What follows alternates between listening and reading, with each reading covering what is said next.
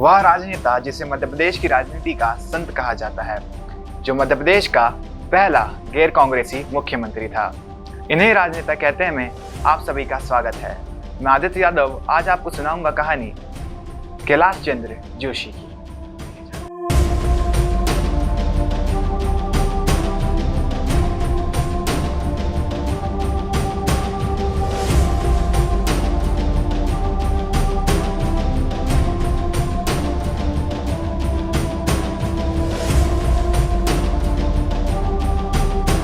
कैलाश चंद्र जोशी का जन्म 14 जुलाई 1930 में देवास के हाटपिपलिया में हुआ था। 1951 में जनसंघ की स्थापना के साथ ही कैलाश चंद्र जोशी ने भी अपने राजनीतिक करियर की शुरुआत कर दी थी, जनसंघ में शामिल होकर। जोशी 1954 से 1960 तक देवास जिले में जनसंघ के मंत्री रहे थे। 1955 में वे हाटपिपलिया नगर पालिका के अध्यक्ष भी बने थे। 1962 से लगातार 7 बार कैलाश चंद्र जोशी ने बागली विधानसभा सीट पर जीत दर्ज की। 1977 में देश से इमरजेंसी हटने के बाद चुनाव में कांग्रेस को बुरी तरह शिकस्त मिली थी। मोरारजी देसाई देश के पहले गैर कांग्रेसी प्रधानमंत्री बने थे। इसके बाद देश में जितनी भी कांग्रेस की सरकारें थीं, सभी को बर्खास्त कर दिया गया था। तब मध्य प्रदेश में भी विधानसभा चुनाव हुए थे और कई विपक्षी दलों ने विलय करके प्रदेश में जनता पार्टी की सरकार बनाई थी।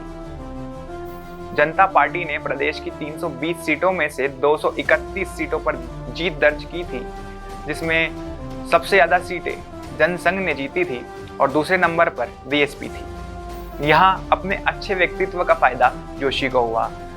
भारतीय जनसंघ के साथ साथ बसपा के विधायकों ने भी जोशी के पक्ष में मत किया और जोशी प्रदेश के 6वें वह पहले गैर कांग्रेसी मुख्यमंत्री चुने गए। जिस वक्त कैलाश चंद्र जोशी प्रदेश के मुख्यमंत्री बने थे, उस वक्त उनकी उम्र मात्र 48 वर्ष थी।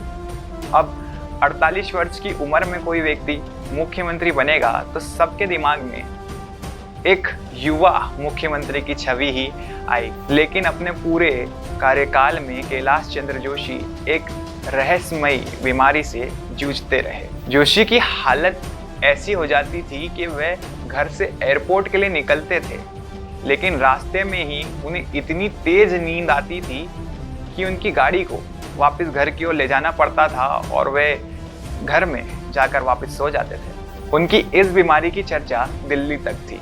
एक बार उन्हें देखने उस वक्त के प्रधानमंत्री रहे मोरारजी देसाई भोपाल आए थे। मोरारजी देसाई जब सीएम हाउस पहुंचे तो जोशी अपने बिस्तर से उठ तक नहीं पाए।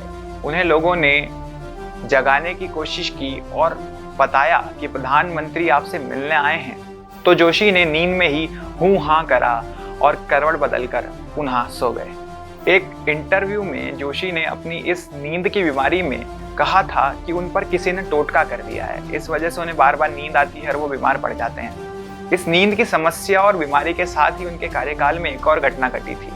उनके कार्यकाल के समय एक महिला ने पत्रकारों के सामने रो रो कर यह दावा किया था कैलाश चंद्र जोशी से उनकी शादी हुई है और कैलाश चंद्र जोशी उनके पति हैं। हालांकि इस चीज को राजनीतिक दृष्टिकोण से देखा गया था और इसका कोई खासा प्रभाव नहीं पड़ा था, लेकिन इसके कुछ सप्ताह बाद ही कैलाश चंद्र जोशी ने मुख्यमंत्री पद से इस्तीफा दे दिया था। कैलाश चंद्र जोशी के बाद वीरेंद्र कुमार सकलेजा प्रदेश के मुख्यमंत्री बने, लेकिन ज़्यादा दिन तक वह मुख्यमंत्री बने नहीं रह पाए। 86 में प्रदेश में पुनः कांग्रेस की सरकार बनी और कैलाश चंद्र जोशी को पुनः विपक्ष का नेता चुना गया। इसके पहले भी वह 1972 से 1977 तक प्रदेश में विपक्ष के नेता रहे थे। इसके बाद 1990 में भाजपा को मध्य प्रदेश में बहुमत मिला और मुख्यमंत्री सुंदरलाल पटवा को चुना गया। लेकिन इस चीज से कैलाश चंद्र जोशी काफी नाराज थे।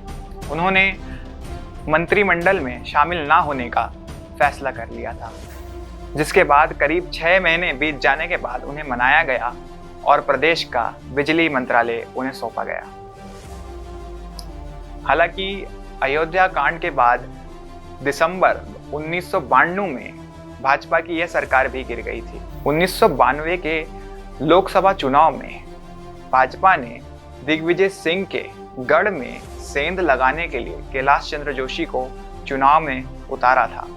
हालांकि इस चुनाव में दिग्विजय सिंह के भाई लक्ष्मण सिंह कांग्रेस के प्रत्याशी थे और उन्होंने कैलाश चंद्र जोशी को 96,000 वोटों से हरा दिया था, जिसके बाद भाजपा ने उन्हें राज्यसभा भेज दिया था।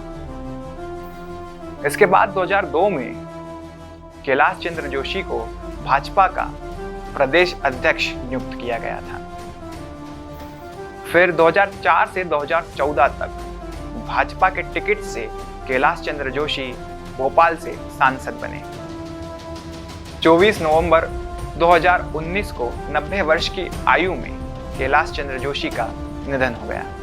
कैलाश चंद्र जोशी की राजनीतिक विरासत को अब उनके बेटे दीपक जोशी आगे बढ़ा रहे हैं, जो कि 3 बार भाजपा से विधायक और 1 बार मंत्री रहे हैं। लेकिन हाल ही में उन्होंने भाजपा का साथ छोड़कर कांग्रेस का हाथ थाम लिया है। इन्हें राजनेता कहते हैं कि इस एपिसोड में बस इतना ही। मैं आदित्य यादव मिलूंगा आपसे किसी और राजनेता की कहानी के साथ। इन्हें राजनेता कहते हैं कि अगले एपिसोड में।